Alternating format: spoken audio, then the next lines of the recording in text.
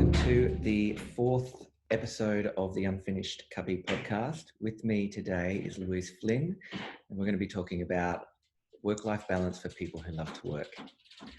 Thanks for joining me, Louise.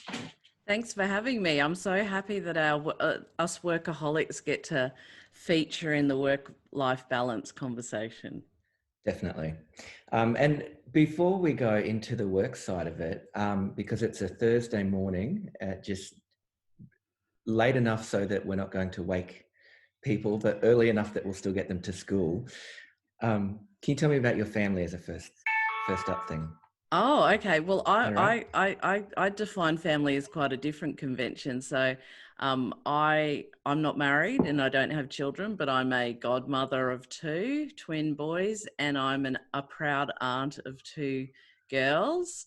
Actually, I named my main business after them, Ruby and Isla Louise. So Ruby, Isla Louise becomes Rulu Marketing. So yes, and I actually spend a lot more time with my parents now than I probably spent when I was a bit younger, because my stepdad's a bit older. He's 84 and my mum's 70. So she's pretty sprightly and we do plenty of things together. But my stepdad's 84 and that shifts your mindset in terms of your priorities because, because you want to be more focused on helping them. And then I also define good friends as family as well, because as someone who's not in contact with parts of their family, so my biological dad, I'm only in contact with parts of his family. I found that a lot of people feel so obliged to be in contact with people that they're related to by blood, and it may not be a good idea. They may not be your people. So I consider friends as kind of a wider family as well. And I have really good friends who support me, when I'm having a kind of a work roadblock, or, I want to talk about work more than kids. But then they'll let me come over and hang out and be a part of their lives as well. So that's my family. Well, and the missing piece that I'm not owning up to, which may appear on this podcast, is I have a roommate and furry nephew called Stanley, who's a cavoodle, and he's 12 years old. He's a blonde cavoodle, which apparently is kind of the, it's so okay, but not. Cavoodle is a cross poodle. Yeah, it's a poodle cavalier cross. Okay, so nice. They're gorgeous looking dogs, but the poodle makes them absolutely neurotic. They're territorial, they guard the door, and they're not very big dogs. So they seem to have little dog syndrome, where they just want to have a crack at everyone first, just to make sure that.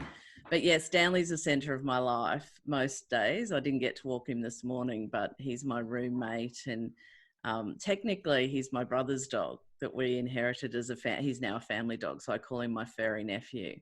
Nice. But he's my outlet between work and play as well. And he gets me exercising. Nice. Kind of. Cool. Thank you for that. Sorry to start with a curveball. I just... No, it's made me smile. So, look, I really appreciate you sort of, have prepared a pitch preamble for our conversation, which is fantastic. I might even read that out. So work-life balance for people who love to work. For some, the best way to build work-life balance is to build a business that focuses on helping the people who value you with products or services that play to your strengths.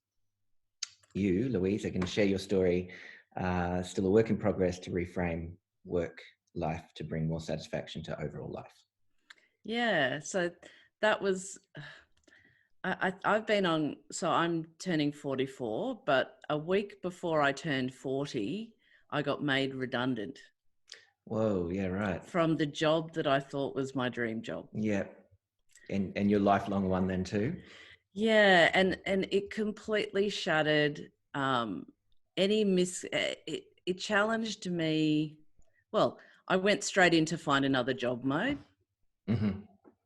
And as a workaholic, it was like, I can't not work. So I went straight into finding other work and finding that every time I met some amazing people and talked to them about a senior marketing job, it still just didn't work out, whether it was me not working out or me not taking the offer. there was amazing jobs. I get to talk to amazing people, and I still didn't take these jobs. And it was talking to friends and family that they said, why haven't you just accepted a job? Like what's wrong? And I thought, well, maybe I'm not taking this opportunity for what it is, because I probably set out on the career path I was on when I was 30, when I'd finished my MBA, and I had a trajectory that I was working on. And for 10 years, I'd worked away at that trajectory and kind of felt like I'd hit that point around 40, and then it all just fell apart. And I thought, well, maybe I'm missing the point here. Maybe I'm missing the point. Maybe I need to go and figure out what I need to do between 40, 50 and 60.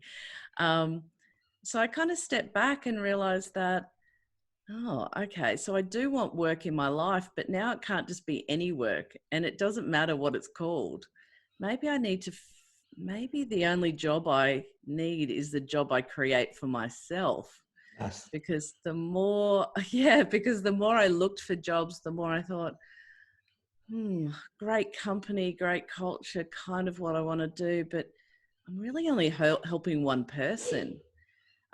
So it was quite a journey. It's been quite a journey for the last few years to build a job for myself, build the work, and redefine what I consider work, and all the misconceptions that come along with it. So it's been quite a journey, and it's still work in progress. I still need to relaunch my main business because it's not quite there yet. I had to learn how to build the business. So there's been a lot of evaluation, but that's kind of where I wanted to share today, because I think particularly now with COVID, 2020 for people has brought a lot of change, potentially a loss of job, or changed their business. It certainly changed mine. And there's an opportunity potentially to learn where I've been, which was not fun in some regards, about how you reevaluate your next step. Maybe this is more of an opportunity than, than you see at the moment when you're receiving a letter that says, yeah, we don't really need you anymore. It's like, oh, okay. This is a perfect time to reevaluate, and certainly maybe even the age, at 40 or 50, reevaluating what the next steps are for you. And again, redefining what work is that makes you happy. Yeah, cool. I can relate to a lot of that, actually, including when's your birthday? June. Nice. So I'm August, and I'm a 77 baby also. So we were talking earlier about you work with startups and scale ups, and my understanding, but I want to check this with you, of what you do is basically create marketing campaigns for companies to move them into larger business success. Absolutely. And I look forward to kind of us working together on Sound Trails, which is the, I guess, startup that I've worked with for some years. What's your process with working with a company? So how did I get to where I am now? And probably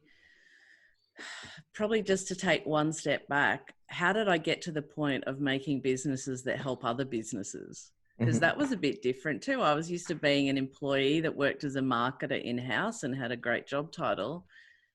And then thought, oh, okay, well, maybe I should be an entrepreneur. I've got all the tools. Marketing's a big tool. Maybe I'll go out and be a startup entrepreneur. And then I went to a startup weekend and realized I was more fascinated in everyone else's ideas. Like, that is literally what makes me happy, is Nice. If I could spend all my days, and that's the roadblock of working for one person, is that, or one company, is that while you're immersed and it's an amazing experience and you're part of it, if you're like me, where you're fascinated with people with really amazing ideas, then that's not going to work for you, because you want to hear all these ideas. You want to be a part of it. So so my first step was to kind of go, okay, well, maybe I could be a marketing consultant. Maybe I could help people. And really, marketing used to be something that was nice to have. But now, particularly in the business models that I work in, where it's mostly an online product, marketing's kind of key to making it a viable business. So there's a risk. So if we take it around the other way, there's a risk that people with really good ideas will not be able to make a business and therefore help the people they want to help because they don't have good marketing advice that's kind of shaped to what they're trying to achieve. For sure. So trying to find a way to be a marketing consultant. So I do a lot of different types of things within marketing. So if I'm working for scale ups, it's all about just getting the little wins and building the foundations and testing and learning and trying things. With the scale ups, it tends to be they've built a business and now they're dealing with the complex. They've built what we consider the framework of the business. They're paying bills, they're amazing business people, but software is very complex as a service, and that's the business model I specialize in. So once you've built the scaffolding, there's a lot of work to go back and fill in the detail so that you become more efficient. So that's like the business workflows. You work with them and say, Yeah. how can How we to do? find the right people. Yeah. Okay. Cool. Yeah. Yeah, how to find the right people to be a part of. So how to help the right people. And that's another kind of thing another thing that businesses experience when they don't have good marketing is they accept business from anyone and it nearly breaks them. Hopefully with the help of good marketing, you begin to get better at targeting the people that are your people, that you want to work with and you want to help. But no one starts. I think most people that I work with are vision-based. They see their solution, their piece of technology, not as just a piece of technology. They see it as a way of helping people, whether it's to help someone who makes something to sell things online. I work in software that solves so many different problems, but they're genuinely mission orientated. They want to help people. And the risk is that if they don't have good marketing advice, in the same way they don't have good sales advice, they won't have the opportunity to do that. So, and that's where I probably that's why probably my business approach is a little bit different than most. I have a couple of different operations and they do different things because they're more tailored to what someone needs, and aligning it with what I can do best. Nice. I just before we were talking now, someone had recommended the Tim Ferriss podcast to me, and I went onto his website and I was like, get my ebook of 17 decisions that changed my life. And I went in there and I was just reading 17 questions, and one of the questions was, what work would I do on my business if I only had 2 hours? If I only worked 2 hours per week? And his response of that, in the process of doing that, it really focused on the 80-20 concept of 80% of your customers bring most of the stuff, and 80% of what you focus on is the, I'm getting this wrong actually, I realize as I say it, the core thing. The bit that I wanted to share was he like out of that went and fired all of his like high demand customers, the ones that chewed up all of the time, which is very much what you're talking about there. Which is hard. That's hard to admit that you've changed and your customers haven't with you. But to kind of go back, we're talking about things to watch and read. The thing that got me to a point where I could be a business, an entrepreneur, a business owner, but someone who's literally in service to people with an idea, was a guy named Derek Seaver, who now bases himself out in New Zealand, but is not a New Zealander. I think he's American. And he has a 10-year-old TED talk talking about how to start a movement, because, and it's a fantastic resource to go and watch, because he explains the value of the role I now play, which is that the entrepreneur is this amazing guy that dances at a concert all by himself. But until someone is brave enough to dance with him and then show everyone else that this guy's okay to follow, he's kind of a lone nut with an idea. Yeah. He's not an entrepreneur. Mm-hmm. And it's this concept of the first follower, which gets me, Mm. because some entrepreneurs, some business people are not built to be the guy that with the great idea, but they have a lot of value in being the first follower, the person that comes along and helps that person with the great idea, or what he calls the lone nut, and turns them into a leader, because it helps them articulate their mission and helps them build a business around it. And then everyone else can come in. So Derek Siever was a revelation to me, because then I realized that you didn't have to be the guy to be a successful business owner. I can be in service to someone with a great idea. Yeah, right. Cool. So you represent the first follower then for businesses. Yeah, I'm trying to be the guy that says, you have a great idea.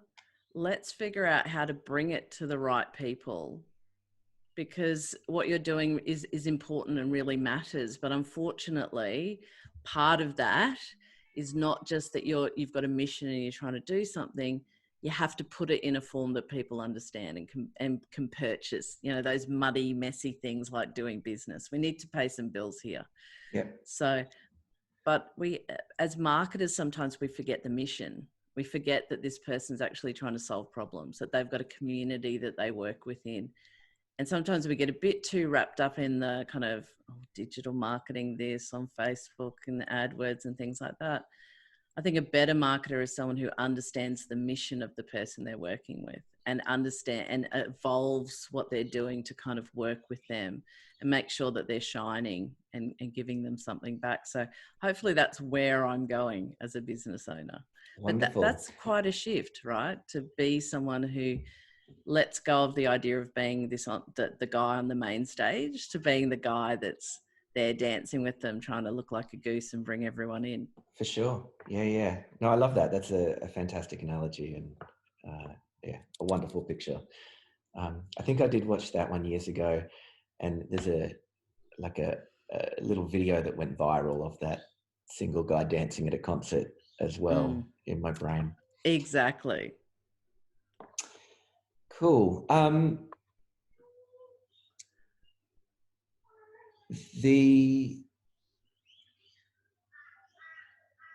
Actually,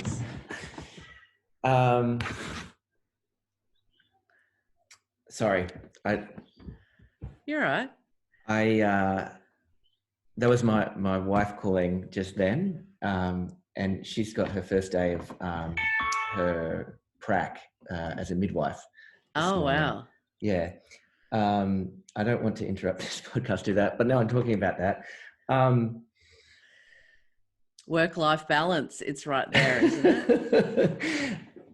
Yeah. And didn't we as a generation, probably the generation before us, just kind of used to hide, but it's a particular issue for women, but even men, we used to kind of hide our personal lives. 100%.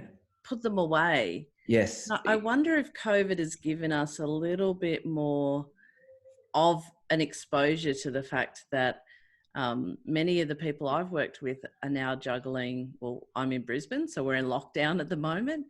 They've juggled homeschooling, they've juggled, and it's all here because they're working from home. Yeah. So it used to be that particularly women, but even men, I think, really hid their home life away. So work was work. Oh, definitely. And I wouldn't take phone calls, and I'd scurry off to the side room to take phone calls. 100%. If something had happened at home, there was a lot of, well, you're just going to have to hang on until I get there. Whereas I think now, hopefully, COVID has been another initiator, another flag of the fact that you can actually say, look, I'm not actually going to get work done today because I'm focused on this. There's something in my life I need to take some time to deal with, good, bad, or indifferent. But I'll still achieve because I can work anytime. I can achieve this end, and I don't need to be kind of stuck at a desk in an office being watched over to get it done. How about we build some trust and accountability? But how about we realize that I'm a human and I'm probably going to be the most efficient when I get to be a part of my family's work, not miss things out. I've got my nieces coming up from Adelaide, hopefully in a week and a half. Oh, lovely. Yeah. Depending on Yeah, of course. lockdowns Yeah.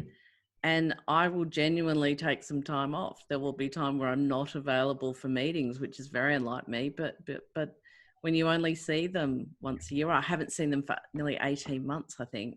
Wow. Yeah. There won't be phone calls being had. There'll be a nice autoresponder on my email that says, look, I love you, but I've got two girls that need Auntie Lou, and I need to put some Auntie Lou time in. That's great. That sounds like you've got your priorities really clear. And I think that's wonderful. And I agree 100%. COVID has let us all see that we are all human. And I think that's a wonderful side effect. I haven't had enough sleep tonight, and I feel like I'm juggling balancing. But what I'd like to do, I think, is could we talk for, say, 10 more minutes and then and finish it up there? So I feel like you're really well prepared, and I'm loving everything that you're saying, and I'm feeling completely scatty this morning. Should I go down the process? So should we talk about how I got to where I am? Because it sounds all very utopian, but I've had to listen a lot. Tell us your journey. Yeah. Yeah. So look, it's not that easy to pull up stumps. And so there's a couple of things I would say to people that are on this journey of figuring out who they are. So there's a lot of resources to have. And I tried to struggle doing this probably for the first 12 months, just interviewing and just hitting the wrong. And I hadn't told anyone that I don't think I want to do another job, because I don't think anyone would have. I think most people in my life would have been like, what? Mm-hmm. Have you had a moment to yourself? Have you? But as soon as I let go of that and started telling people, you know what, I don't think I want another job. I think I probably need to be a consultant. Maybe I think that's the word. And I think there might be, now I just got to figure out how to pay the bills. First of all, I adjusted my lifestyle so that I could pay the bills, because I did have a 2-bedroom apartment and it was a whole lot of palaver, and that was great. But you make bad decisions when you're trying to keep a whole facade around you. You know, you can't make good decisions when you're trying to pay bills, bigger bills. So you make them smaller bills, and then you give yourself the mental space and the room to do it. Yeah. I completely appreciate how people go, oh, I got a mortgage and stuff like that. But my business partner is someone who made the adjustment in the same way, from working for someone for herself. And she's definitely been ups and downs, but she's got a mortgage, but she just prioritized living a bit more simply. But when I put the word out to people, the amount of goodwill and resources that came into my life was amazing. I had a fantastic business coach that helped me kind of figure out what I wanted to do, and certainly was the genesis of that first business that I was doing, which was just kind of consulting. Tell me your problem and I'll come and hang out with you and we'll fix some things and it'll be great. And I'll set some things up in marketing, that's kind of what the pitch was. Mm-hmm. But COVID actually taught me another lesson, which is it wasn't quite good enough just to have conversations and go and work for people. I needed to now take the idea that I had into a more structured business. Mm-hmm. So I've now gone back and asked for more help. Through 2020, I asked for a lot more help. So I joined a community called Peak Persona, because one of the things that stopped me from being successful was that I had really bad habits, atomic habits, and not in a good way. Mm-hmm. Although that's something I subscribe to. I'm a big fan of don't make resolutions, because I'm an extrovert and I'll make promises for sound mm-hmm. fantastic. Make habits, try and do something every day, have the time set aside. So about this time in the morning, I go and check my LinkedIn and do certain things. But I was now surrounded by people that were trying to encourage me to put good habits in place, so that I had a day and a mentality to go back. But I also went and found other coaches, because the biggest irony of building a consulting and coaching business was that I was an expert at marketing software businesses. They are not the same as consulting businesses. So I had to go and open up myself to all these people that help coaches and consultants and other coaches and consultants and kind of learn from what they're doing to build the business. So the next phase of my business will be a lot more ordered. It won't be kind of all over the place and utopian. It will be a bit more ordered and hopefully a bit more consistent. But that was, again, acknowledging, you know, it's amazing how much power you give to yourself when you just acknowledge that you need help. I think I'm doing the right type of work, but it seems like I have work 1 month and no work the next month. How does that work? Oh, well, let me share my experience. And the amount of people that flood into your life are really helpful, whether it's business coaches, other coaches and consultants. And I'm a big fan of LinkedIn, not just for business, not just for marketing. It's because that's where I found my people. So it doesn't matter whether it's LinkedIn or Facebook or your local community of business owners. It's surprising when you open yourself up and say, look, here's where I'm trying to go, that inherently people try and help you get there. And I think it kind of, back in the day, it was the local Rotary or the local Commerce Chamber or something like that. But now it's LinkedIn or Facebook or just people that you meet that give you some energy to move forward. They validate what you're trying to do, or they might have that great resource, that video. The Derek Sievers video was part of a conversation with my friend, someone I'm still in contact with, said, oh, I think you want to be like this guy. I'll send you the video. And it was revolutionary. Yeah, cool. So once you open yourself up to building that work-life balance and potentially building the job, you don't need to know everything. Put it out there and people will help you, and start reading and engaging with the other people that are doing it. And then you're starting to get work-life balance because you've built the work side. So now you can balance the other side. Mm-hmm. Nice.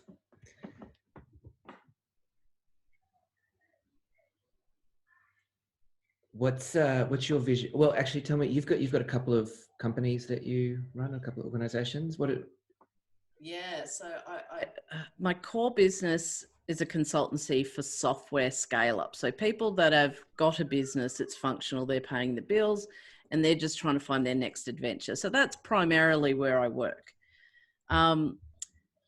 But I am a big part of the startup ecosystem. I'm a mentor for QUT and at River City Labs. Nice. Because I'm so fascinated with people with good ideas. But I never had any way to work with them because I worked with bigger companies and I tended to mentor with smaller companies. And they used to say a lot of the same things, which is, I can't afford marketing. And to be honest, they couldn't afford an experienced marketer. So my startup that came out of COVID, which will be my focus in 2021 as well, is Bright Canvas, which is really a way of saying, I, as the marketer, am the expensive part of creating your first marketing plan. So why don't I help you build it yourself? Because we believe, myself and my business partner, we believe that the founder or the founding group are probably your best first marketer. You understand your product, you understand your industry, you understand their problems. You just don't understand marketing and the dark arts and the strange acronyms and those sorts of things.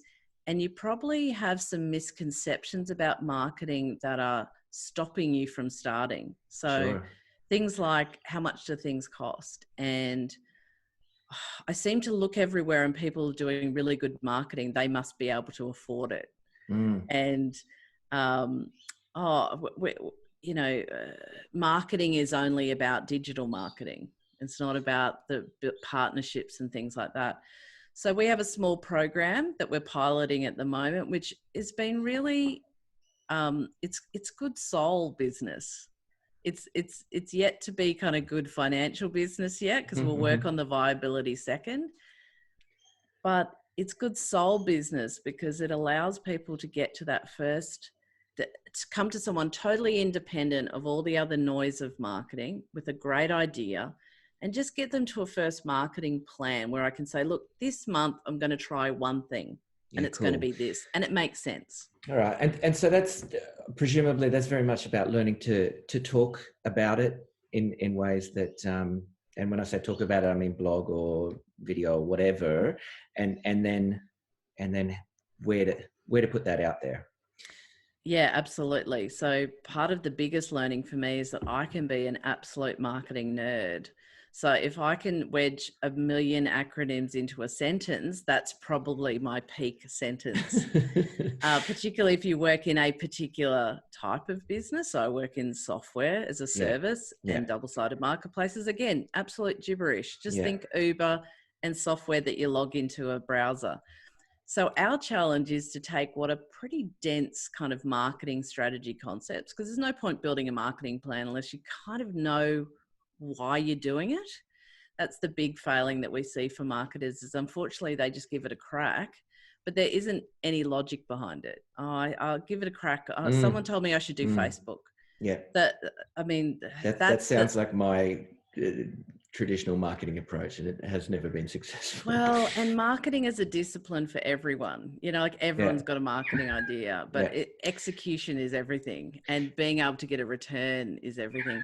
So I've had to learn the adjustment I'm making, and so my business partner makes, is that we have to step away from, we're used to being a consultant where you want to sound like the smartest guy in the room for your discipline, and go, no, these people don't need that from me. They need me to ask the questions that incite the right decision out of them. So these entrepreneurs, these business founders, small businesses and startups need a program that can ask them the right questions, and together builds them an idea of their marketing. So they don't have to listen to the noise of marketing. That is the problem with marketing, is it's a discipline where there's thousands of options, thousands of logical options where to start. And that's what normally stops you.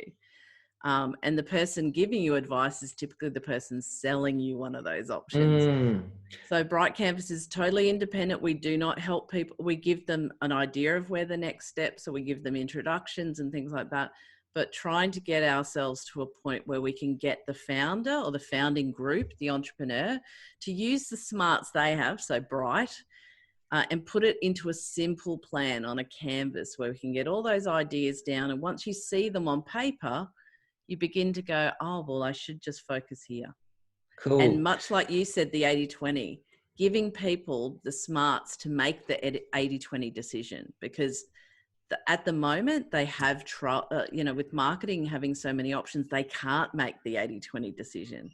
They kind of start anywhere. Whereas what we're going to do, what we do with clients now, really interesting businesses across the spectrum, anyone in B2B, is just get them to kind of talk to, answer the questions, put it all on the board, and then come back around to it and go, great. So now we know what you can do. Now we know what the business needs.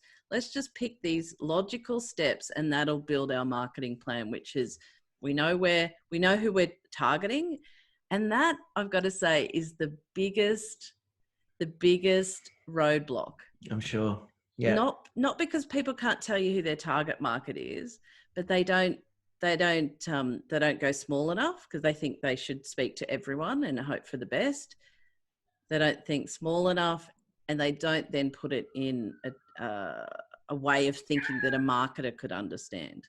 So mining, I target the mining industry. Well, that's a lot of people. Let's try and narrow that down. Is there a job title? Is there a commodity? Something like that.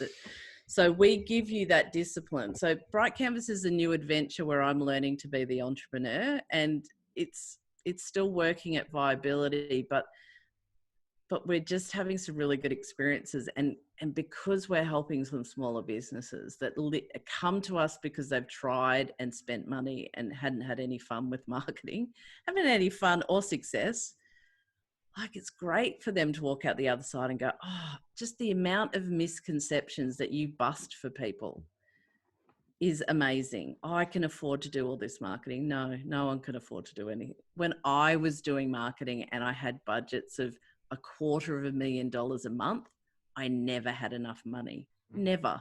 So it's okay. That's for definitely you an idea I have of marketing, that it's just, you need to be in the millions of revenue before you can even consider it. Yeah. Oh, so many myths to bust about marketing, and understand the complexity of it, but being able to just remove all the noise and start somewhere. So ready, fire, aim. Yes, you can ready, fire, aim. Fantastic. That's from the guys at B2B School. They're lovely people, and they're great at just getting you to try something out. So I'm Yeah. trying to encourage people to ready, fire and aim today. And you never know, it might just work out. You can tweak it later on. Just get something out there. Brilliant. Well, that sounds absolutely fantastic. I like, yeah, I look forward to talking with you further about that in relation to my work as well. Thank you so much for coming on here this morning. Sorry that have been a little bit scatty and all over the place, and thank you for carrying this conversation and bringing so much. It's been really awesome to meet with you this morning. Thanks for letting me share my story. It's something I'm really passionate about, and having been through the experience of building the job I want for work-life balance, and still building it, the thing in my heart is that I know there's a lot of people that have made shifts during COVID, and why I'm passionate about it is that maybe there's somewhere out there that just doesn't feel like they know what the next step is, and maybe the next step is to make your own job. Lovely. Thanks, Louise. No problem.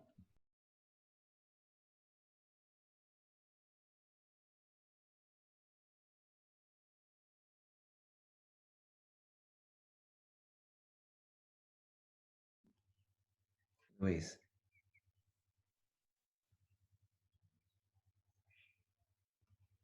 Good morning. Can you hear me? I can't hear you yet.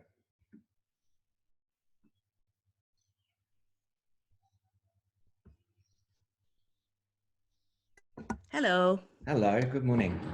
Hello. Oh, I was having a moment. I've got all my cables all over the place today. No worries. How you doing? Oh, I'm really good actually. Although I'm a bit.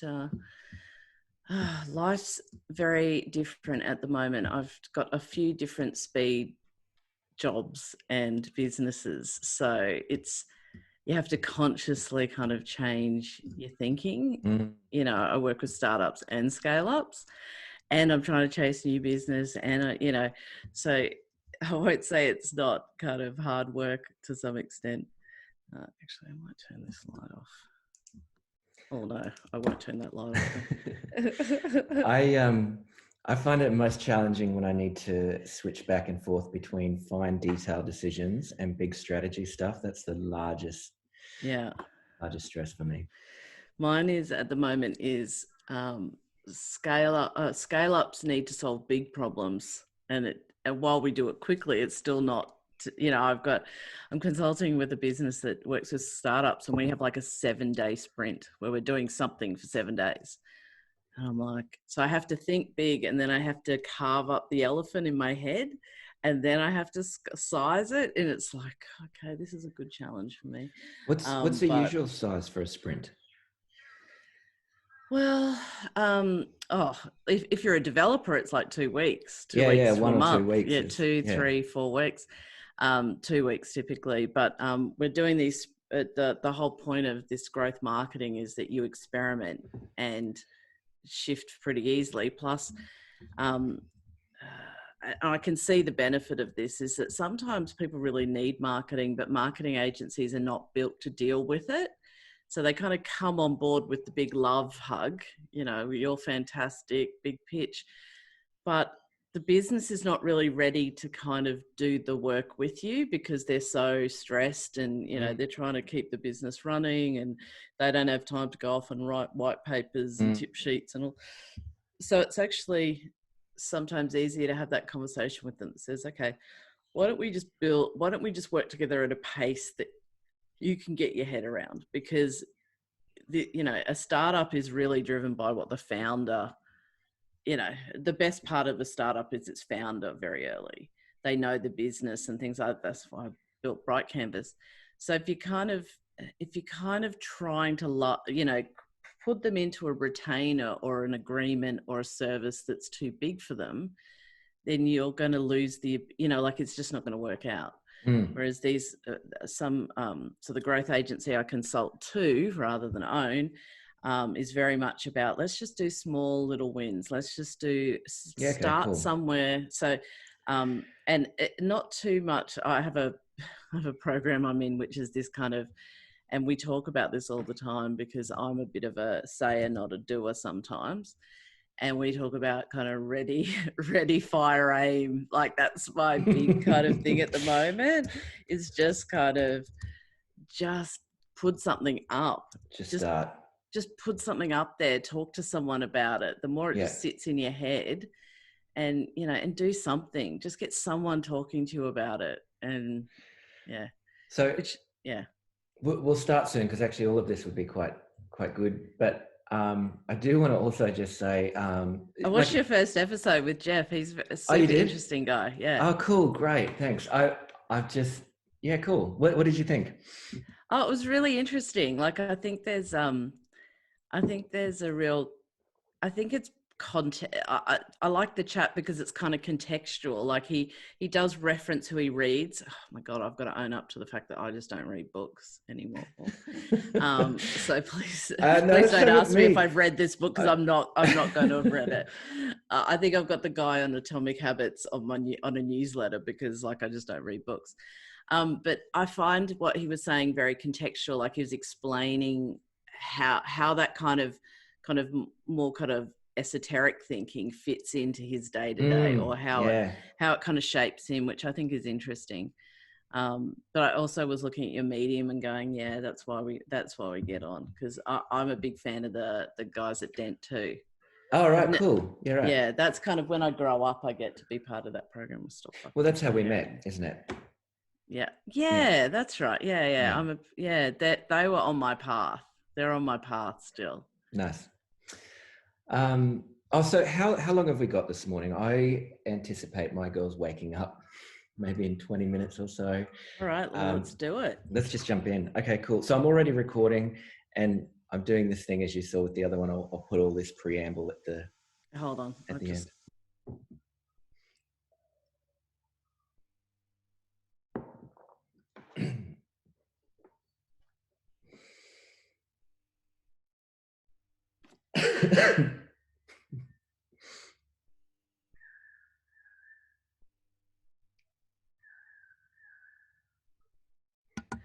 Okay, sorry about that. Not at all. That's all right. It's the world around us. Exactly. Okay, I'm going to go. I was listening to my very first recorded one last night too, and the number of times I say it's terrible. So I'm going to be consciously not doing that. I'm trying to improve to complete sentences, because I've read a couple of transcripts of my speaking, and it's just like, finish the sentence, Louise. Honestly. Yeah, I think I do that too. All right, this will be fun. 1 sec. Hey, Willa, I'm just going to be on a little meeting for a little while. Yeah, cool. All right. So here we go.